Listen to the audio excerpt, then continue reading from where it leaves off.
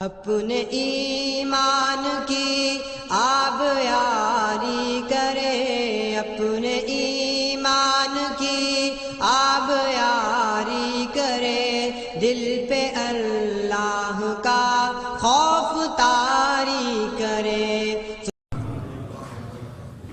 یا رب لک الحمد کما ینبغی لجلال وجهک وعظیم سلطانک، واشهد ان لا اله الا الله واشهد ان محمدا عبده ورسوله صلی اللہ علیہ وسلم، اما بعد فاعوذ بالله السميع العليم من الشیطان الرجیم من همزه ونفخه ونفثه، بسم اللہ الرحمن الرحیم۔ کل کی سبق کے اندر اللہ رب العالمین نے منافقین کے متعلق ابتدا کے اندر بات کی تھی کہ نبی صلی اللہ علیہ وسلم آپ کو ان لوگوں کی باتیں بڑی ہی اچھی لگتے ہیں دنیا کی زندگی کے لحاظ سے، اور وہ اس بات پر اللہ کو گواہ بناتے ہیں جو ان کے دل کے اندر ہے، اور وہ سخت ترین جھگڑالو ہے۔ یہ جب پیٹ پھیر کے جاتے ہیں تو زمین کے اندر فساد پھیلاتے ہیں، کھیتیوں کو برباد کرتے ہیں، نسلوں کو ختم کرنے کی سازش کوششیں کرتے ہیں، اور جب ان کو کہا جاتا ہے کہ اللہ سے ڈرو تو ان کا تکبر ان کے آگے آ جاتا ہے۔ فرمایا اللہ کے نبی صلی اللہ علیہ وسلم ان کے لیے جہنم کافی ہے، یہ ان کا برا ٹھکانہ ہوگا۔ اور کچھ لوگ ایسے ہیں جو اللہ کی خوشنودی حاصل کرنے کے لیے اپنے آپ کو بیچ دیتے ہیں، اپنے نفس کو بیچ دیتے ہیں۔ اللہ بڑا ہی بخشنے والا، شفیق اور رحم کرنے والا ہے اپنے بندوں کے ساتھ، اور ایمان والوں سے میرا مخاطب ہو کے کہتا ہے کہ اے لوگوں، اسلام کے اندر پورے کے پورے داخل ہو جاؤ جو لوگ ایمان لائے ہو، شیطان کی پیروی نہ کرو، وہ تمہارا دشمن ہے۔ اور کیا یہ لوگ اس بات کا انتظار کر رہے ہیں کہ اللہ رب العالمین ان کے پاس آئے اور فرشتے بھی صفوں کے اندر ان کے پاس آئے؟ فرمایا جب یہ معاملہ ہو جائے گا تو اس وقت کسی کا ایمان اس کو کافی نہیں ہوگا، اور یہ قیامت کے ہی دن ہوگا جس دن اللہ رب العالمین آسمانوں سے نیچے آئیں گے اور فرشتے بھی اللہ کے سامنے کھڑے ہوں گے، جہنم کو لایا جائے گا۔ اس دن انسان نصیحت حاصل کرنے کی کوشش کرے گا، لیکن یہ نصیحت اس کے کچھ بھی کام نہیں آئے گی۔ آج کا جو سبق ہے وہ صفحہ نمبر 35 ہے اور آیت نمبر 211 ہے۔ آج کے سبق کے اندر اللہ رب العالمین اس حوالے سے بات کریں گے کہ بنی اسرائیل کے سامنے ہم نے بڑی ہی نشانی بھیجی، بڑی نشانی ان کے سامنے آئی۔ موسیٰ علیہ السلام کو تقریباً 9 کے قریب ہم نے نشانی عطا فرمائی، لیکن انہوں نے اسلام کو قبول نہیں کیا، اور ان کے سامنے دنیا ہی دنیا ان کا کہہ لے کے ٹھکانہ بن گیا۔ انہوں نے صرف دنیا کو ہی سب کچھ سمجھا، آخرت کو انہوں نے کچھ بھی نہیں سمجھا۔ اس حوالے سے مزید بات سبق کے اندر ہوگی۔ فرمایا سب نبی صلی اللہ علیہ وسلم سوال کیجیے، بنی اسرائیل سے کم کتنی آتیناہم ہم نے ان کو دی، من آیت بشیرہ کتنی ہم نے واضح ان کے سامنے نشانی بھیجی تھی۔ ہم نے موسیٰ علیہ السلام کو تقریباً 9 کے قریب نشانیاں دی، اور ان نشانیوں کا بھیجنے کا مقصد یہ تھا کہ وہ موسیٰ علیہ السلام کو نبی سمجھے، کتاب اس لیے دی تھی کہ اس سے رہنمائی حاصل کرے، جس چیز کا اللہ نے حکم دیا ہے اس کام کو وہ سر انجام کرے، اور جس کام سے روکا ہے اس سے باز آ جائے۔ فرمایا 9 کے قریب نشانی دی، واضح دلائل کے ساتھ ان کو سمجھایا، واضح دلائل ان کے سامنے آ گئے۔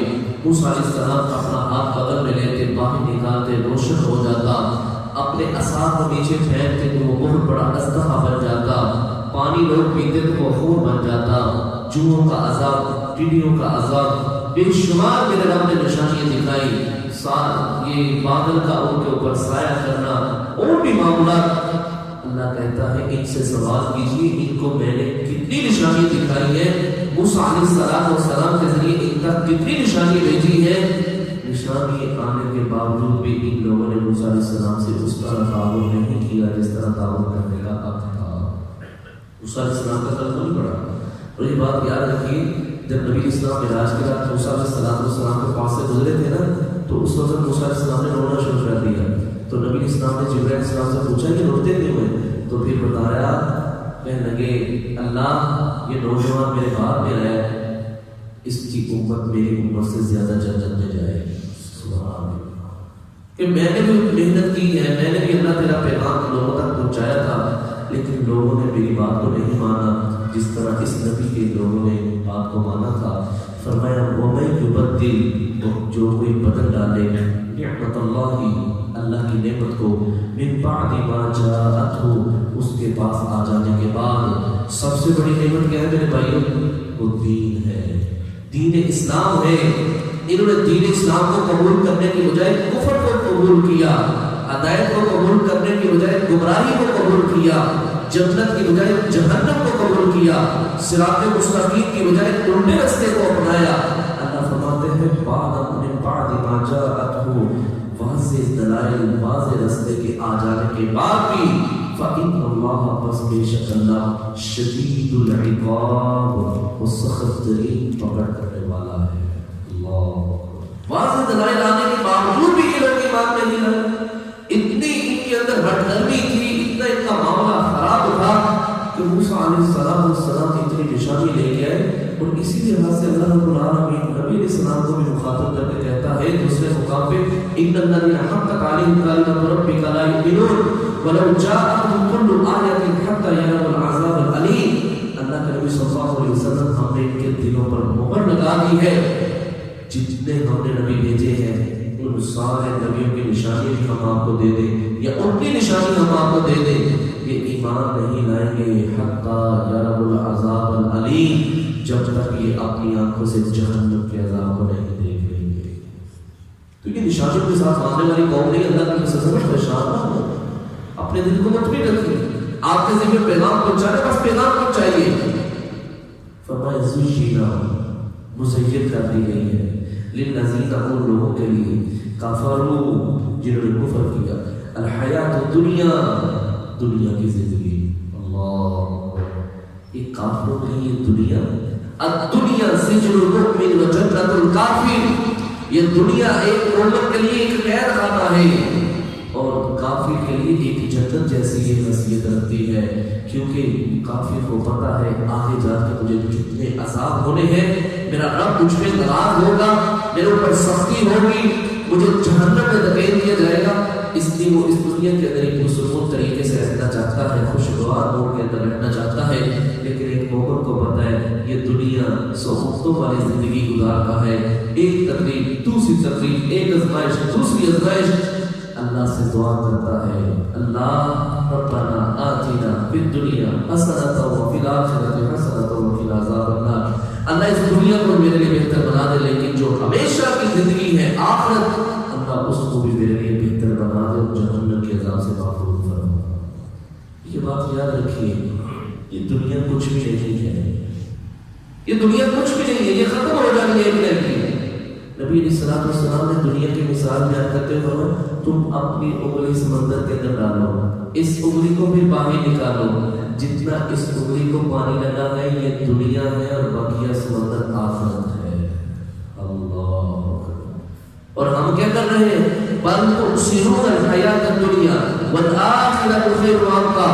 تم دنیا کے پیچھے بھاگ رہے ہو، میں رب العالمین اعلان کرتا ہوں والآخرۃ خیر وابقیٰ، آخرت بہتر بھی ہے اور ہمیشہ رہنے والی ہے.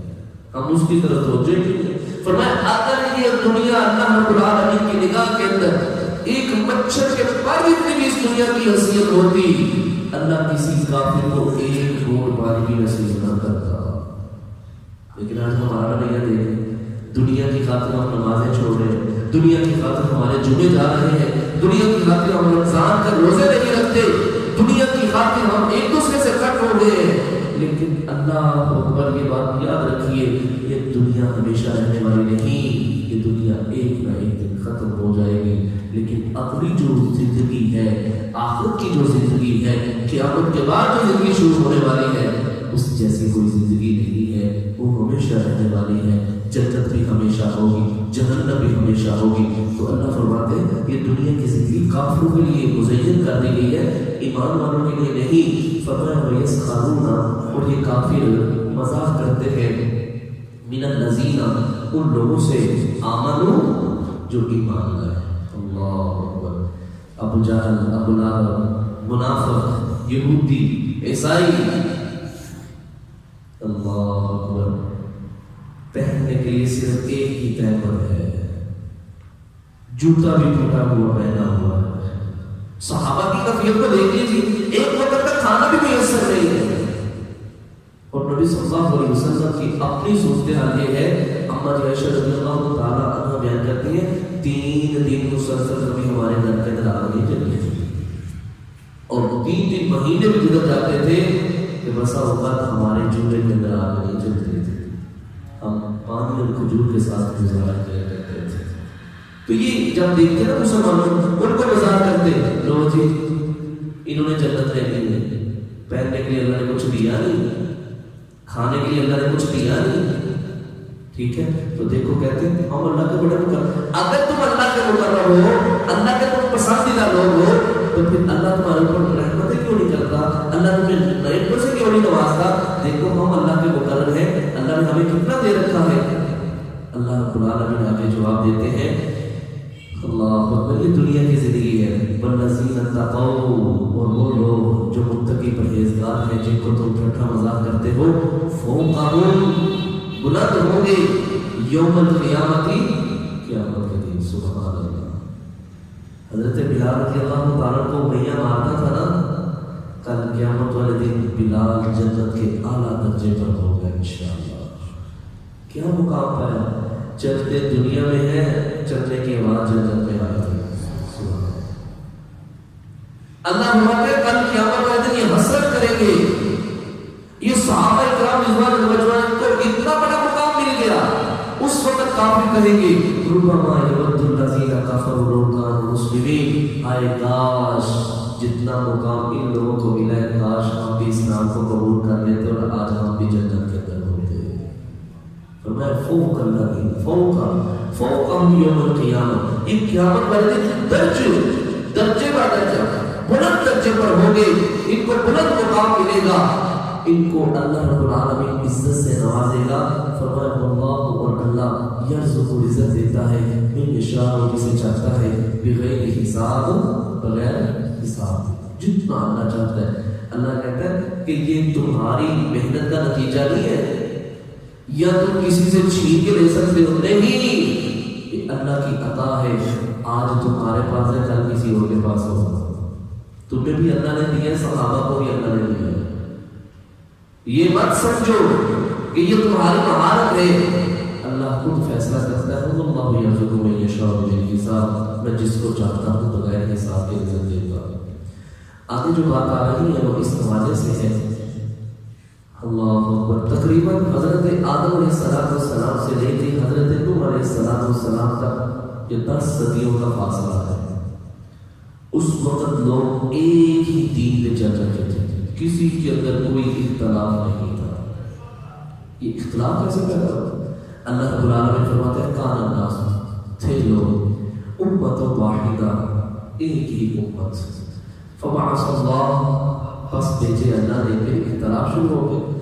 جب نوح علیہ السلام اس دنیا سے گئے پھر اختلافات شروع ہو گئے، شیطان نے وسوسے ڈالے، شیطان نے مکر کیا اور ان لوگوں کو اختلافات کے اندر ڈال دیا، اور یہ شرک یہ سب سے پہلے حضرت نوح علیہ السلام کی قوم سے شروع ہوا۔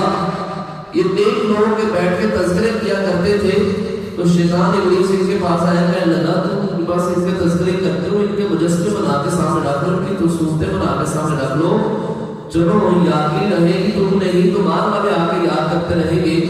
انہوں نے مجسمے بنا لیے، جب یہ نسل گزری اگلی نسل آئی، تم پاگل ہو، بیوقوف ہو، تمہیں پتہ نہیں یہ جو تمہارے پہلے بڑے گزر گئے نا وہ اس کی عبادت کیا کرتے تھے، لہٰذا تم بھی اس کی عبادت کرو۔ ادھر سے شرک شروع ہوا، اور آج تک پوری دنیا کے اندر شرک اسی طرح ہو رہا ہے۔ تو فرمایا امت واحدہ، ایک ہی امت تھی، پھر جب اختلاف پیدا ہوا پھر اللہ رب العالمین نے انبیاء کا سلسلہ شروع کر دیا، جا کے میرے لوگوں کو سمجھاؤ، اپنی قوم کو جا کے بتلاؤ، ان کو سیدھا راستہ جا کے دکھلاؤ۔ فرمایا فبعث اللہ، پھر اللہ نے بھیجنے شروع کر دیے انبیاء کو مبشرین، خوشخبری سنانے کے لیے، ومنذرین، اور ڈرانے کے لیے، یہ کام کرو گے جنت ملے گی، یہ کام کرو گے جہنم ملے گی۔ فرمایا وانزل، اور نازل کی معه الکتاب، ان کے ساتھ کتابیں بھی، بالحق، ساتھ حق پہ، لیحکم بین الناس، تاکہ وہ کتابیں فیصلہ کریں لوگوں کے درمیان، فی مختلف فی، جو انہوں نے جس معاملے کے اندر اختلاف کیا۔ کتاب والفرقان، یہ کتابیں فرقان حمید ہوتی ہیں، تورات ہے، انجیل ہے، زبور ہے، یہ قرآن مجید ہے، یہ حق اور باطل کے درمیان امتیاز کرنے والی کتاب ہوتی ہے، امتیاز کرنے والی چیز ہے۔ اللہ کا حکم کیا ہے اور اللہ نے کن کاموں سے روکا ہے، یہ ساری اس کے اندر امر اور نہیں، سب کچھ اس کے اندر وجود ہوتا ہے۔ اللہ یہی بات کہتا ہے کہ وہ لوگوں کے اندر جو اختلاف تھا اس کو دور کرنے کے لیے ہم نے کتابوں کو بھی نازل کیا، وہ مختلف اور نہیں اختلاف کیا تھا، فیہ، اس دین کے اندر، ان الذین، مگر ان لوگوں نے اوتوا، جو دیے گئے تھے کتاب، من بعد ما جاءتهم البینات، اللہ کہتا ہے کہ سادہ لوگوں نے اختلاف نہیں کیا تھا، کوئی ان پڑھ لوگ نہیں تھے، پڑھے لکھے لوگ تھے، کتاب کا علم رکھنے والے لوگ تھے۔ کیوں اختلاف کیا اللہ؟ من بعد ما جاءتهم البینات، واضح دلیلوں کے آ جانے کے بعد بھی انہوں نے اختلاف کیا۔ وجہ کیا تھی؟ ایک وجہ میرا رب کہتا ہے باغیا بینہم، حسد کرتے ہوئے، ضد کرتے ہوئے، بس اس وجہ سے انہوں نے حق کو نہیں مانا، اپنے پیٹ کی خاطر اس مسئلے کو نہیں مانا۔ آج بھی امت محمدیہ صلی اللہ علیہ وسلم کے اندر جو اختلاف چل رہا ہے، یہ بات یاد رکھیے، نبی علیہ السلام کے دور کے اندر کوئی اختلاف نہیں تھا، صحابہ کے دور کے اندر کوئی اختلاف نہیں تھا، سلف صالحین کے دور کے اندر کوئی اختلاف نہیں تھا۔ جب ہم نے تقلید کا پھندا اپنے گلے کے اندر ڈال لیا، میں فلاں کو مانتا ہوں، فلاں میرا پیروی ہوں، میں فلاں کی اتباع کرتا ہوں، فلاں کے مسلک کو مانتا ہوں، پھر ادھر سے خرابیاں پیدا شروع ہو گئی، اور آج یہ خرابیوں کا سلسلہ یہاں تک پہنچ گیا کہ ہم ایک دوسرے کے اوپر کفر کے فتوے لگانے کے اوپر تیار ہو گئے، اور یہاں تک کہ میری اس کے پیچھے نماز نہیں ہوتی، اس کی میرے پیچھے نماز نہیں ہوتی۔ یہ صرف بے بنیاد چیزیں ہیں۔ اس مسئلے کا حل صرف ایک ہے، ہم قرآن اور حدیث کو تھام لیں گے، سارے اختلاف ختم ہو جائیں گے۔ جب ان دونوں میں سے کسی ایک کو بھی اچھے طریقے سے نہیں مانیں گے، اختلافات بڑھتے ہی بڑھتے جائیں گے، کبھی وہ اختلاف ختم نہیں ہوں گے۔ اور آج بھی اگر ہم چاہتے ہیں کہ اللہ اور اس کے رسول کی محبت کو حاصل کریں، اللہ کی رحمتیں ہمارے اوپر نچھاور ہوں، تو پھر ہمیں اللہ اور اس کے رسول کی بات کو ماننا پڑے گا۔ یہی بات میرا رب کہتا ہے، وہ صرف ضد کرتے ہوئے انہوں نے اس بات کو نہیں مانا تھا۔ فرمایا فہد اللہ الذین، بس اللہ نے ہدایت دی ان لوگوں کو، آمنوا، جو ایمان لائے، لما اختلفوا فیہ من الحق بإذنہ، جو انہوں نے اس کے اندر اختلاف کیا تھا حق کے ساتھ، اللہ کے حکم سے۔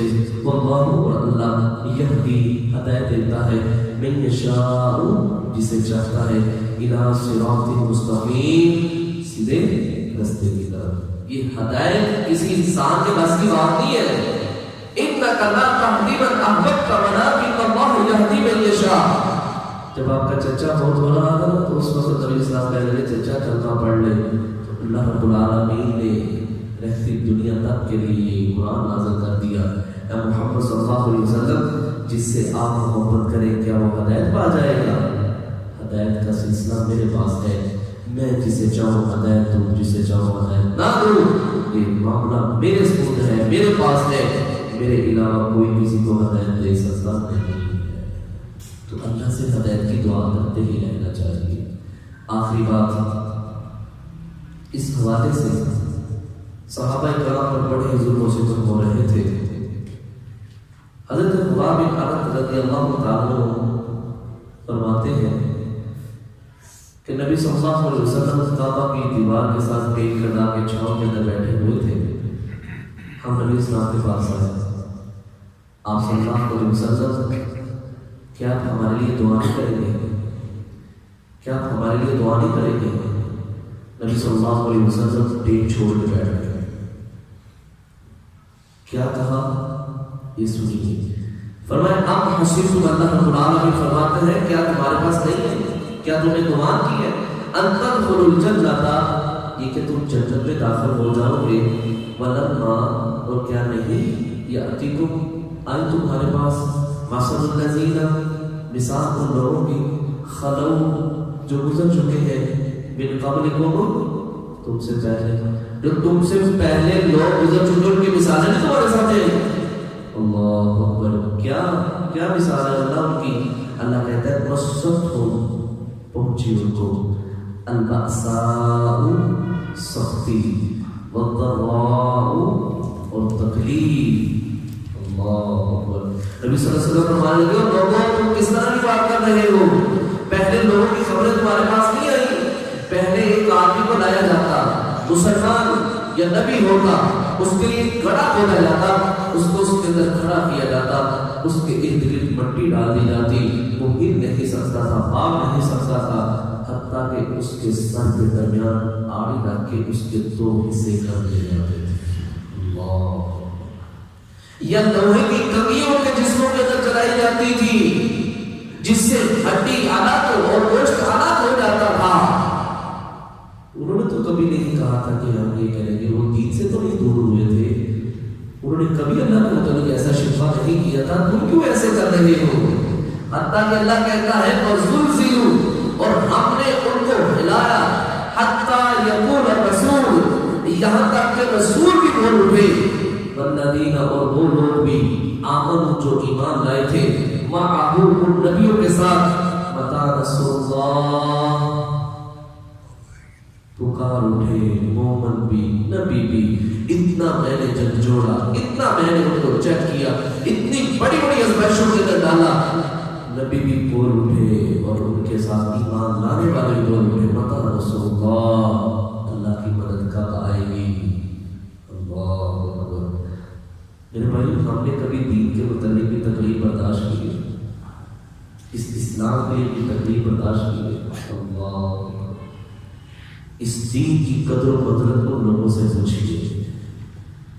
اللہ، کیسے وزیر لوگ، امام احمد بن حنبل، امام مالک، امام شافعی، یہ جتنے بڑے بڑے امام گزرے، بڑے بڑے انہوں نے سہولتیں برداشت کی. صحابہ کرام رضوان اللہ اجمعین ان کی تو داستانیں ہی ہو رہے ہیں. امام احمد بن حنبل کے متعلق آتا ہے ان ظالموں نے اتنا ظلم کیا. یہ قرآن مخلوق ہے کہ اللہ کا کلام ہے، اس حوالے سے بات لمبی ہے. بہرحال ظالموں نے اتنا مارا کہ لوگ کہتے ہیں، یا اس وقت کے جو لوگ تھے وہ اس بات کو نقل کرتے، اگر اتنی پٹائی، اتنا کسی ہاتھی کو بھی مارا جاتا تو ہاتھی بھی مر جاتا، لیکن اس دین کی خاطر انہوں نے ذرا بھی آنچ نہیں آنے دی تھی. مارے برداشت کر لیے، ظلم و ستم برداشت کر لیے، لیکن دین کو نہیں نیچے ہونے دیا. یہی میرا رب کہتا ہے متی نصر اللہ. نبی بھی بول اٹھے، ایمان والے بھی بول اٹھے. اللہ رب العالمین دوسرے مقام پہ کہتا ہے الف لام میم احسب الناس ان یترکوا ان یقولوا آمنا وهم لا یفتنون وَلَقَدْ فَتَنَّا الَّذِينَ مِن قَبْلِهِمْ فَلَيَعْلَمَنَّ اللَّهُ الَّذِينَ صَدَقُوا وَلَيَعْلَمَنَّ الْكَاذِبِينَ. کہ یہ لوگوں نے یہ گمان کر لیا ہے کہ ہم نے ایمان کو قبول کر لیا ہے، وَهُمْ لَا يُفْتَنُونَ، ان کی آزمائش نہیں ہوگی. وَلَقَدْ فَتَنَّا الَّذِينَ مِن قَبْلِهِمْ، ان سے پہلے جتنے لوگ گزرے نا، فَلَيَعْلَمَنَّ اللَّهُ الَّذِينَ صَدَقُوا وَلَيَعْلَمَنَّ الْكَاذِبِينَ. ہم نے ان کے اوپر آزمائشیں بھیجی، تکالیف بھیجی، مصیبتیں بھیجی، جہاں تک کہ ہم نے ان کو جانچ لیا کہ اپنے بات کے اندر کون کون بندہ سچا ہے اور کون کون اپنی بات کے اندر جھوٹا ہے. تو میرے بھائی یہ آزمائشیں، یہ تکالیف، یہ پریشانی میرے رب کی طرف سے پہلے ہی لکھ دی گئی. آخری بات نبی اسلام نے فرمایا اللہ رب العالمین مومن بندے کو، مومنہ عورت کو آزماتا رہتا ہے، حتیٰ کہ جب اس کے اوپر موت کا وقت آتا ہے تو اس بندے کے ذمے ایک گناہ بھی نہیں ہوتا. تو جب گناہ ہی نہیں، اللہ اس کو سیدھا جنت میں داخلہ عطا فرما دیتا ہے. اللہ سے پہلے یہ دعا کیجیے سب کو ہر تکلیف مصیبت پریشانی آزمائش سے محفوظ فرمائے. اگر کوئی ایسی بات ہو جائے اللہ ہمیں استقامت کے ساتھ صبر کرنے کی بھی توفیق عطا فرمائے. فرمایا متا رسول اللہ، وہ کہنے لگے اللہ کی مدد کب آئے گی؟ اللہ خبردار، ان نصر اللہ قریب، اللہ کی مدد بالکل قریب ہے، تم نے پریشان نہیں ہونا. جس اللہ کے لیے تم نے یہ سب کچھ برداشت کیا ہے وہ اللہ ہی تمہیں ضرور عزت عطا فرمائے گا. دیکھ لیجیے حضرت بلال رضی اللہ تعالیٰ نے کسی دین کے لیے مارے کھائی تھی نا، پھر وہ بھی دن آیا تھا جب سارے مشرکین مکہ نیچے کھڑے ہوئے تھے اور حضرت بلال کعبہ کی چھت پہ کھڑے ہو کے اللہ اکبر کی صدائیں لگا رہے تھے، اذان دے رہے تھے. یہ اللہ کی رب العالمین کا ایک طریقہ کار ہے.